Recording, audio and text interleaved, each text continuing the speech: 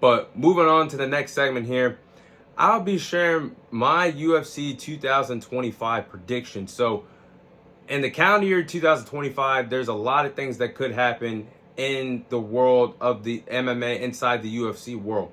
So, these are my 2025 UFC predictions. Starting off with prediction number one, Conor McGregor finally gets released from his UFC contract. Now, I just believe in the calendar year 2025, we're finally going to see Conor McGregor and Dana White separate and part ways, with Conor McGregor finding a way to get out of his UFC contract in 2025. Dana White has already said in interviews that he has no plans for Conor McGregor until the later part of 2025, which is pretty bizarre and strange for somebody that was supposed to be back in the octagon just in June. Now you're putting him on the back end all the way for the second half of 2025. And obviously Dana White has a lot more stars to put his time and effort into right now in the UFC, rather than a guy that hasn't been around for nearly 4 years. And Conor McGregor, don't get me wrong, he still has 2 fights left on this deal, but he hasn't fought in 2021, and he nearly put the UFC 303 card in jeopardy when he had to pull out 2 weeks before the event due to an injury. And that caused Dana White to have to shuffle the whole entire card around, with inserting Alex Pereira, Yuri Prochazka, and several others into the card on a 2 weeks notice, and for the card in Vegas. So I just think that Conor McGregor is not interested in getting back to the octagon, not interested in having a fight against Michael Chandler, and instead would make big bucks doing other things elsewhere in combat sports. Having exhibition fights with Logan Paul in India that he's entertaining, or doing business with Jake Paul in a boxing fight, in a professional boxing fight. I think those things, with Conor McGregor already earning his big bucks, being a part owner of Bare Knuckles Brawling, I just don't see Dana White and Conor McGregor doing any successful business together with them being with Conor being back in a UFC octagon. I don't know if he's got the same fire, the same desire for being in the octagon, because if he really wanted to be in the octagon, it doesn't take 4 years to recover from that injury that he sustained when he fought Dustin Poirier the last time we seen him in the octagon. He's just been busy doing other things. So that leads me to think that Dana White's just going to pull the plug. He's had enough, and they'll part ways with Conor McGregor getting out of his contract in 2025.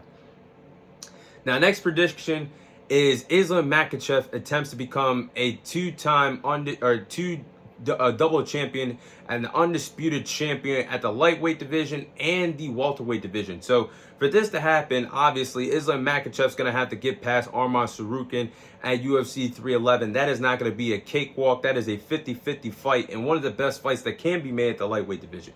But if Islam Makhachev could get past Arman Tsarukyan in January, I could see him moving up to the welterweight division for the second half of 2025, attempting to become a double champion, fighting the winner of Bilal Muhammad and Shavkat Rakhmonov for the welterweight title.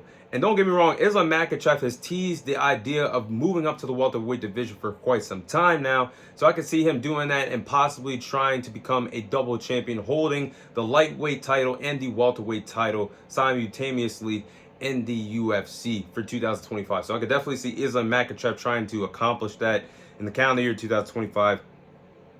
Now, next prediction would be Jon Jones and Tom Aspinall finally happens.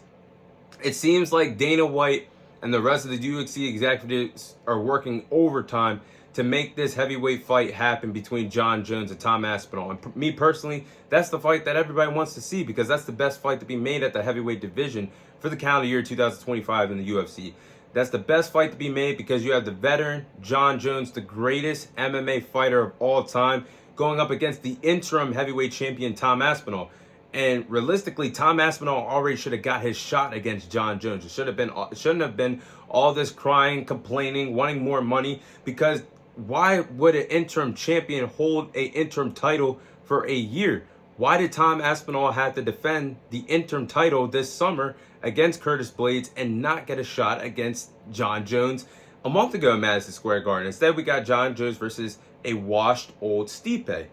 But I think we're going to get that in 2025. The build-up for the fight should be fun because you have Jon Jones, the greatest of all time. He's done it all. His resume speaks for itself. But then you have this young up-and-coming fighter in Tom Aspinall that could give Jon Jones a run for his money. Because Tom Aspinall is a good striker. Tom Aspinall is a good wrestler, good grappler, not as impressive as a wrestler or grappler as John Jones, but he has the skill set to give John Jones a run for his money. And realistically, John Jones, Tom Aspinall is a tougher opponent for John Jones rather than Alex Pereira that would have to move up to the heavyweight division. He would obviously be challenged more by Tom Aspinall than an Alex Pereira moving up from light heavyweight to the heavyweight division. That is only a striker and has not been tested against a grappler. So that's the money fight to be made. But I think at some point, I'm going to say early summertime, that's going to happen between John Jones and Tom Aspinall. I could definitely see happening. And the last prediction would be the lightweight division will be the best division in the calendar year 2025 in the UFC. Now, I think the lightweight division will be the best division in the UFC next year. I mean, this division is loaded stacked from top to bottom with so many great fighters. With Islam Makhachev holding the lightweight title, has a vice grip on the title, been the champion for 2 years now. I mean, you got Islam Makhachev, Arman Tsarukyan, Charles Oliveira, Max Holloway, who's going to be moving up to the division it still holds that BMF title. Michael Chandler's still around. Justin Gaethje's still around. We're still going to see Dustin Poirier have one more fight, his final fight in 2025 at this lightweight division. Plus Dan Hooker that is moving up the ranks in this division. There's so many fights that could be made.